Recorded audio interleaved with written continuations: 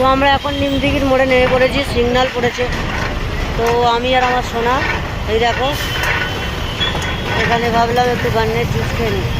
প্রচণ্ড রোদ আর গরম। আমার মা বাবা কিন্তু কেউ জানে না যে আমরা ওদের বাড়িতে যাচ্ছি।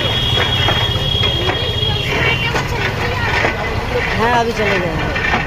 তো যাই হোক আমার সোনা একটু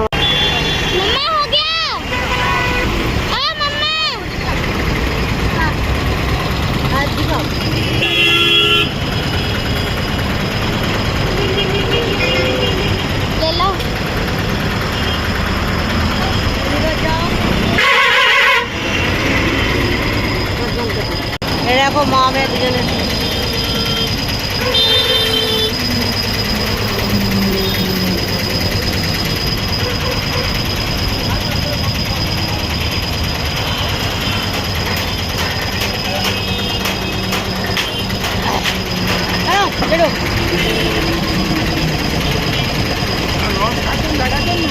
হ্যাঁ ও আর কি করবো,